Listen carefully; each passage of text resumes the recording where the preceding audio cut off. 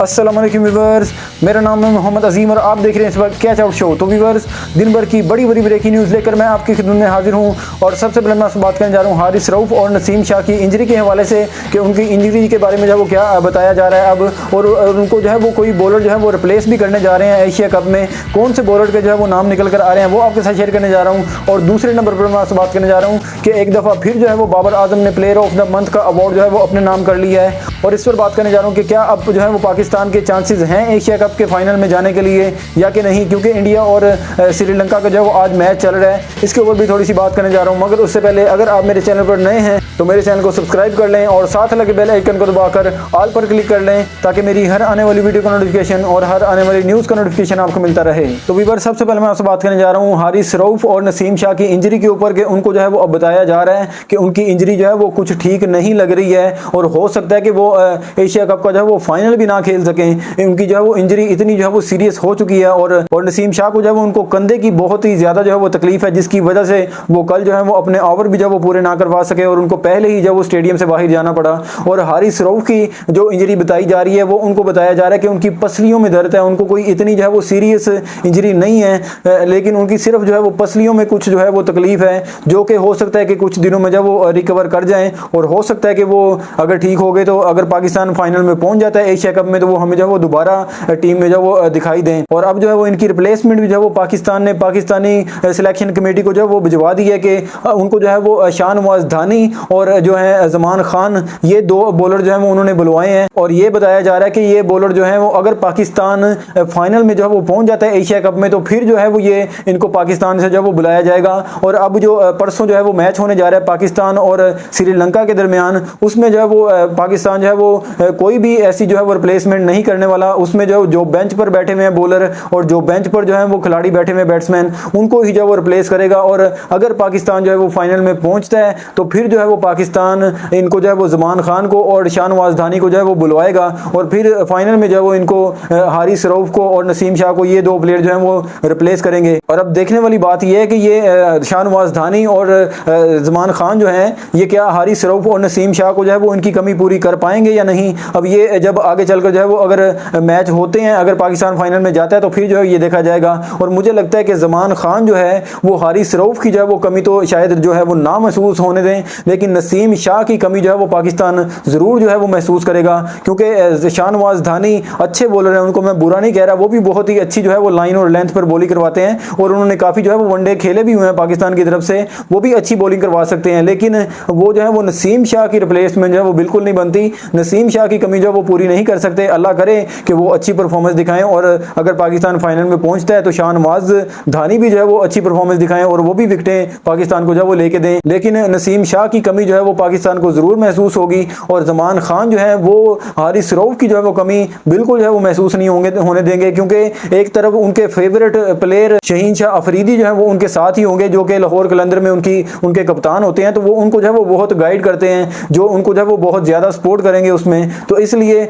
जमान खान जो है वो हारिस रऊफ की शायद जो है वो कमी ना महसूस होने दें, लेकिन नसीम शाह की कमी जो वो हमें महसूस होगी। और शाहनवाज धानी जो है वो उनकी रिप्लेसमेंट कभी भी नहीं है। और अगर नसीम शाह को रिप्लेस करना भी चाहिए था मेरे ख्याल में तो एहसान उल्लाह जो है जो मुल्तान सुल्तान की तरफ से खेले थे इस PSL में, तो उनको जो है नसीम शाह की जगह जो है वो उनको रिप्लेस करना चाहिए था और वो बेटर ऑप्शन थे शाहनवाज धानी से और उनको जो है वो ज़्यादा मौका मिलना चाहिए था इस मैच में खेलने के लिए। लेकिन उनको जो है वो नहीं बुलाया गया और क्योंकि वो भी जो है वो पिछले दिनों इंजरी का शिकार हुए थे और अभी वो भी जो है वो बिल्कुल ठीक नहीं हुए हैं और इसलिए अब शाहनवाज धानी को जो है वो नसीम शाह की जगह जो बुलाया जा रहा है और हारिस रऊफ की जगह जो है वो जमान खान को बुलाया जा रहा है। और मुझे तो ये लगता है कि जमान खान को वैसे भी जो है वो 15 रुकनी स्क्वाड में जो वो होना चाहिए एशिया कप में। अब जो हो गया, लेकिन वर्ल्ड कप के स्क्वाड में जो वो जमान खान को लाजमी रखना चाहिए और ये एक सरप्राइज हो सकता है इंडिया के लिए भी और तमाम ही बड़ी टीमों के लिए जो कि वर्ल्ड कप में जो वो पाकिस्तान के मध्य मुकाबला आएंगी, अगर इनको चांस दिया जाए। और ये बहुत ही अच्छी बॉलिंग करवाते हैं, नसीम शाह भी बहुत अच्छे बॉलर हैं, बहुत ही कमाल की जो वो बॉलिंग करवा रहे हैं। लेकिन अगर नसीम शाह जैसे इनको इंजरी हो गई है, ऐसे अगर कोई मसला बन जाता है तो हमारे पास ऐसा बॉलर होना चाहिए जो कि नसीम शाह या हारिस रऊफ की जो वो कमी पूरी कर सके। और वो मुझे जो नज़र आता है वो एक जमान खान और एक एहसान उल्लाह जो है वो जो मुल्तान सुल्तान की तरफ से खेले थे, ये दो बॉलर जो है मुझे इस वक्त नज़र आते हैं जो कि नसीम शाह और हारिस रऊफ को जो है वो रिप्लेस कर सकते हैं। अब मुझे नहीं पता कि ये क्या इनको जो है वो आगे चलकर इनको जो है वो टीम में शामिल किया जाता है वर्ल्ड कप में या नहीं, ये ये अब आगे चलकर ही पता चलेगा। लेकिन अब पाकिस्तान ने जो है वो इनकी रिप्लेसमेंट जो है वो बता दी है पाकिस्तान क्रिकेट बोर्ड को और पाकिस्तान की सिलेक्शन कमेटी को कि अगर पाकिस्तान जो है वो फाइनल में पहुंचता है तो हमें जो है वो शाहनवाज धानी और जमान खान जो है वो हमें अपनी प्लेइंग 11 में जो वो चाहिए होंगे। और दूसरे नंबर पर मैं आपसे बात करने जा रहा हूं कि बाबर आजम को जो है वो एक दफ़ा फिर प्लेयर ऑफ द मंथ जो है वो करार दे दिया गया है और उनके साथ जो है वो शादाब खान और वेस्ट इंडीज़ के निकोलस पूरन जो कि हार्ड हिटर हैं उनकी तरफ से, तो उनको जो है वो इसमें शामिल किया गया था इस दौड़ में ICC men's cricket player of the month के लिए। और ना तो शादाब खान जो है वो इसको हासिल कर सके और ना ही निकोलस पूरन इसको जो है वो हासिल कर सकें इस अवार्ड को। और बाबर आजम जो है वो ये तीसरी दफ़ा ये अवार्ड जो है वो अपने नाम करने में कामयाब हुए हैं और तीसरी दफ़ा वो ये अवार्ड जो है वो ले उड़े हैं। और प्लेयर जो है वो बाबर आजम वो बहुत ही कमाल है, इसमें जो है वो कोई शक नहीं है, बहुत ही अच्छे प्लेयर हैं, बहुत ही कमाल की उनकी बैटिंग है, बहुत ही खूबसूरती के साथ खेलते हैं। लेकिन कल जो है वो हमें बहुत ही दुख हुआ जो कि उनकी तरफ से हमें कप्तानी देखने को मिली, ना उन्होंने जो वो स्लिप लगाई हुई थी और ना लॉन्ग ऑफ पे और ना लॉन्ग ऑन पे जो है वो कोई फील्डर था। और वहां पर जो है वो रेगुलर एक जो है वो फील्डर खड़ा किया जाता है और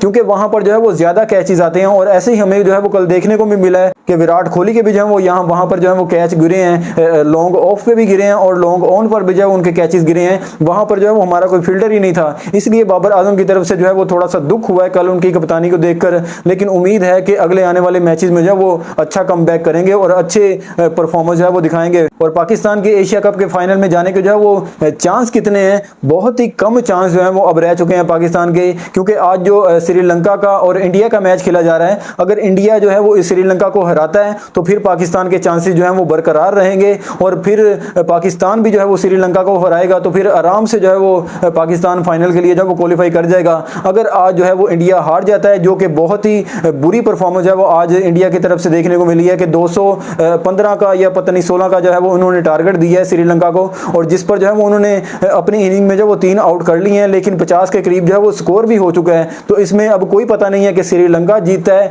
या इंडिया जीतता है, दोनों ही जो है वो बराबर जा रहे हैं इस वक्त। और इसमें जो है वो पाकिस्तान के लिए जो है वो एक मुसीबत बनने वाली है अगर जो है वो श्रीलंका जीत जाता है, क्योंकि उनके जो है वो फिर 4 पॉइंट हो जाएंगे और फिर इंडिया का जो है वो बांग्लादेश के साथ मैच है, अगर इंडिया जो है वो उनसे जीत जाता है तो फिर इंडिया के भी जो है वो 4 पॉइंट हो जाएंगे। और अगर जो है वो पाकिस्तान श्रीलंका को फिर हरा भी देता है तो फिर भी जो है वो पाकिस्तान के 4 पॉइंट होंगे, तो फिर ये तीनों टीमों के जो है वो 4-4 पॉइंट होंगे। तो फिर रन रेट पर जो है वो बात आएगी, तो रन रेट जो है वो पाकिस्तान का बहुत ही ज्यादा जो है वो बुरा हो चुका है, क्योंकि -1.89 का जो है वो हमारा रन रेट हो चुका है, जो कि बहुत ही बुरा रन रेट है। और इंडिया का देखा जाए तो इंडिया को जो है वो रन रेट का कोई मसला नहीं होने वाला, क्योंकि उनका +4 पॉइंट और कुछ का उनका जो है वो रन रेट है, उनको रन रेट का कोई मसला नहीं होने वाला। और श्रीलंका और पाकिस्तान का ये रन रेट का जो है हो सकता है मसला बने, लेकिन इसमें भी जो है वो पाकिस्तान का रन रेट बहुत ही ज्यादा जो है वो बुरा है। और अगर पाकिस्तान जो है वो बहुत ही बड़े मार्जिन से जो है वो श्रीलंका को हराता है तो फिर शायद पाकिस्तान जो है वो अच्छा रन रेट जो है वो अपना बना ले, तो फिर हो सकता है फाइनल में चला जाए। अगर श्रीलंका जो है वो आज इंडिया से जीत जाती है ये तब की बात है,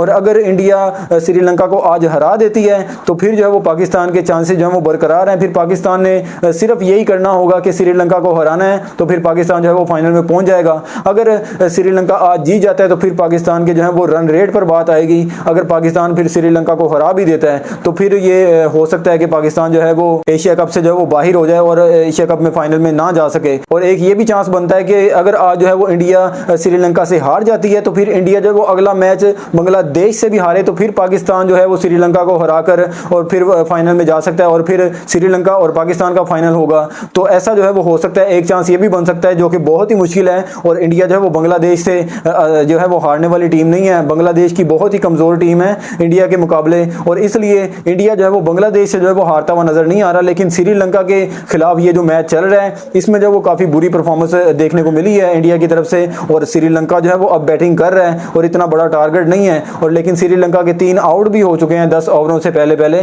तो इसमें दोनों ही तरफ जो है वो गेम है। अब देखें कौन जीतता है, तो पाकिस्तान का जो है वो क्या फैसला होता है। और पाकिस्तान अब जो है वो सिर्फ दुआओं के सिर पर ही है, जैसे हमेशा ही हमें जब वो टूर्नामेंट में देखने को मिलता है कि पाकिस्तान को जो है वो दुआओं के जरिए जो है वो आगे पहुंचाया जाता है। कभी कम ही ऐसा देखने को मिला है कि पाकिस्तान जो है वो बहुत ही आसानी के साथ जो है वो क्वालिफाई कर गया और सेमीफाइनल या फाइनल के लिए। तो व्यूवर्स यही था आज का मेरा शो। अगर आपको मेरी वीडियो पसंद आई हो तो मेरी वीडियो को लाइक, शेयर और चैनल को लाजमी सब्सक्राइब करें। और अगर आप मुझे इंस्टाग्राम या फेसबुक पर फॉलो करना चाहें तो लिंक मैंने डिस्क्रिप्शन में दे दिया है, आप मुझे फॉलो कर सकते हैं। तो व्यूवर्स इसी दुआ के साथ कि हमेशा अच्छाई की जीत हो और हमेशा बुराई की हार हो। अल्लाह पाक आप सबको जज़ाए खैर अता फरमाए। अल्लाह पाक हम सबको जहन्नम से बचाए और जन्नत में जगह अता फरमाए। मिलते हैं फिर किसी ब्रेकिंग न्यूज़ के साथ, तब तक के लिए अपने मेज़बान मोहम्मद अजीम को दीजिए इजाज़त। अल्लाह ने के बान।